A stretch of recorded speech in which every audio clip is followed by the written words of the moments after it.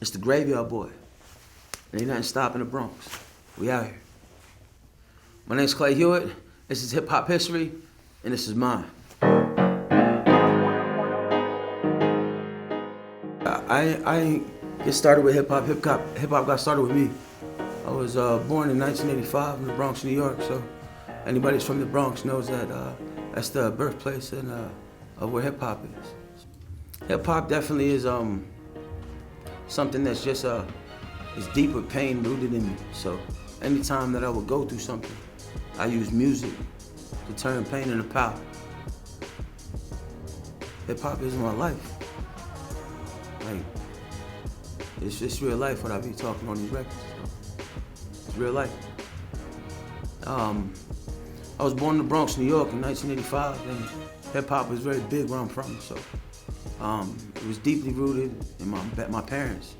My dad was like a type of DJ, and my mom was just a lover of all different types of music in itself.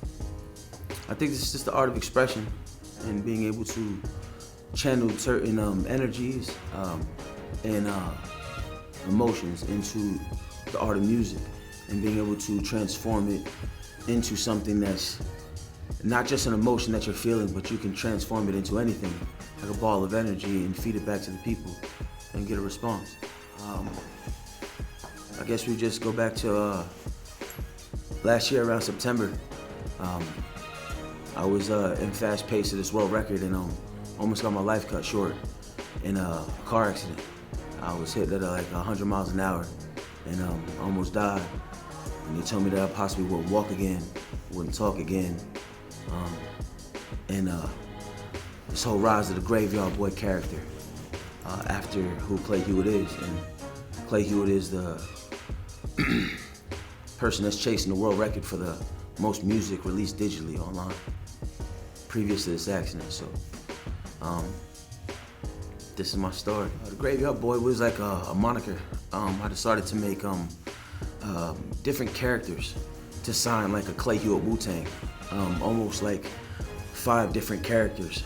And I would get my homeboys to open up a distribution, and I would put it in their name so that they can make money for their families, but my music can still get outsourced as a different name. And I just slowly started releasing music on all of these platforms because I had different ways to release different names. So it was making passive income for my friends, and the Graveyard Boy character came alive after the whole accident of Clay Hewitt. And this is just like everything after the car accident, you know, like, because you almost don't think you're gonna make it to be here, so everything is just one step at a time.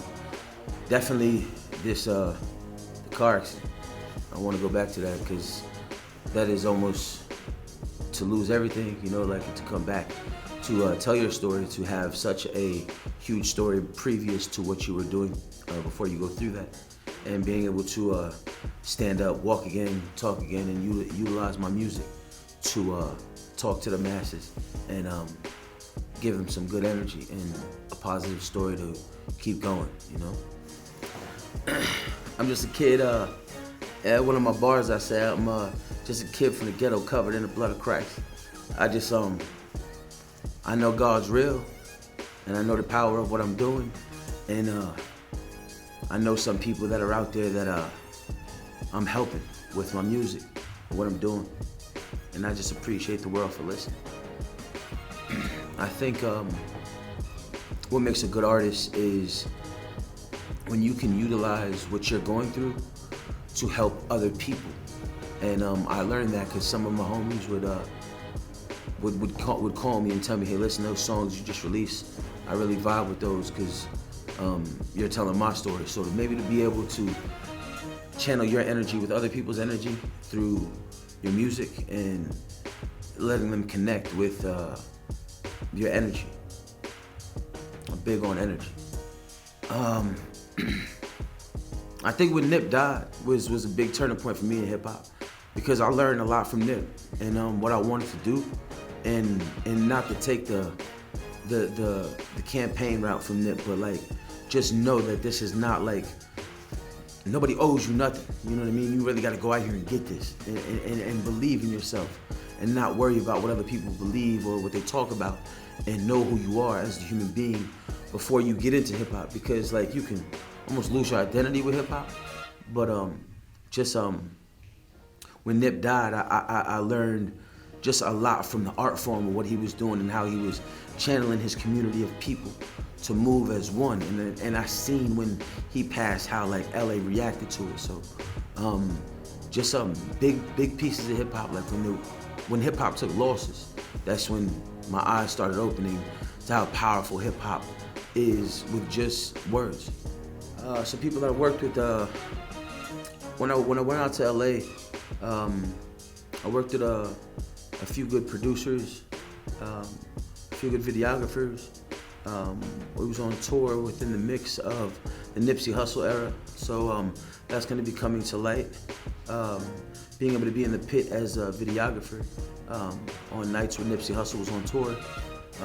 Lil Peep, XXXTentacion, just to name a few artists that we have come in contact with previous to their passing, and being able to be on the opposite side of the artist form, because it's all the elements that I love about this. So just to be able to work with a few artists that I was passionate about and seeing grow. I'm from the Bronx, so the energy is, I guess you just gotta be there. You know, like everybody talks about where they're from, but like everywhere has a hood. But I was raised in a single parent home. My mom had another son with my brother, and I had two half sisters and a half brother named Michael and Valerie and Stephanie.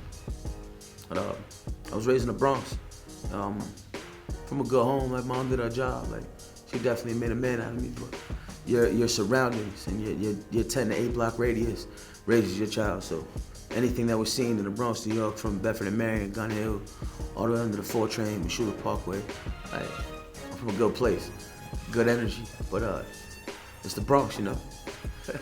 Currently, one of the accomplishments that I've achieved in hip hop is the 200 albums of music on all streaming platforms under the name Clay Hewitt, and I've met a lot of great hip hop artists. Some that are alive, some that aren't alive. I've just been able to collaborate with a few artists that are in the industry and working toward this achievement of what I've been working for almost for like the last 10 years. I think the achievement has already been achieved. The other day I was sitting in the studio thinking, it's like a lot of people chase the dream, and I feel like I've achieved the dream because I was going for the most music released in the world, and I've achieved that. And in achieving it, I've taught my daughter. I have a 18-year-old daughter named Amelia.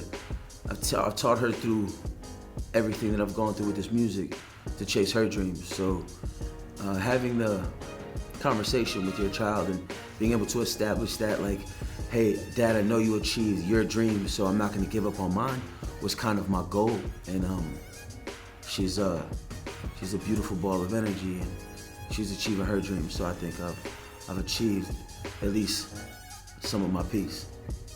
I got started with this recording songs in my mom's crib, telling me to get a job, and now my music is worldwide.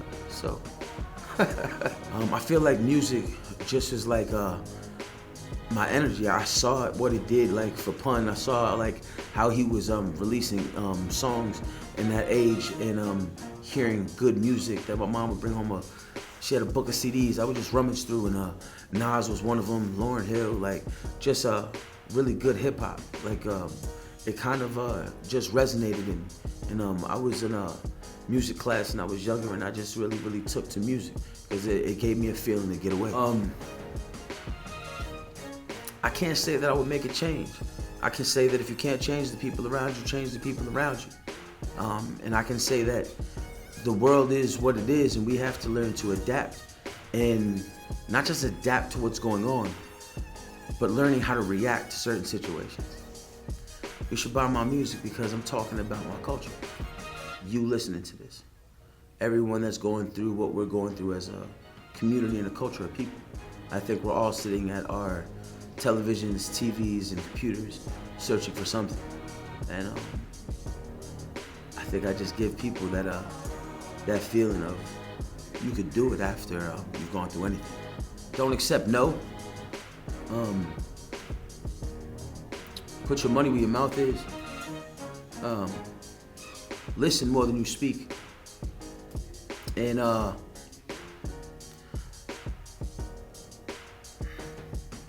take everyone's criticism, but build with it. Create with it. Use it as your colors. A lot of new singles coming out. Definitely the more promotion and more push of, like I said, the Clay Hewitt Wu-Tang, the Graveyard Boys. The push to have more music videos, a documentary, and definitely more music. Like, I can't stop the music. Because every day when I get up in the morning, first thing I do is turn the computer on, turn the lights on to the studio, and this is a never-ending story of what's going on. Like, although I have all these albums and I can go promote what I've done already, I'm still stuck in the studio putting forth the energy to create a lot of these songs.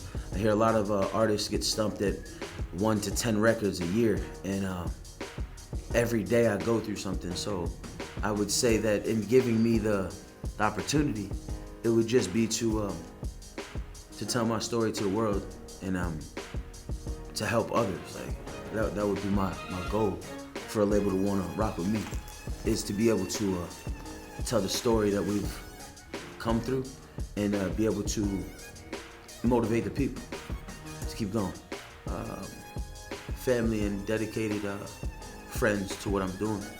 Like, a lot of my friends don't allow me to give this up, so it's kind of they're pushing me and I'm pushing them with my music to give them something to listen to.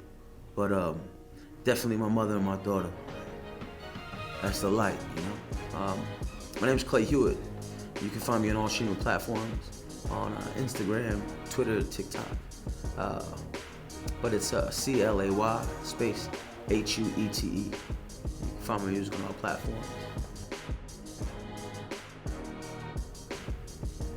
Thank y'all guys for having me. Shout out to everybody listening. Shout out to the 352, California, New York. My mom's my daughter, and the Graveyard.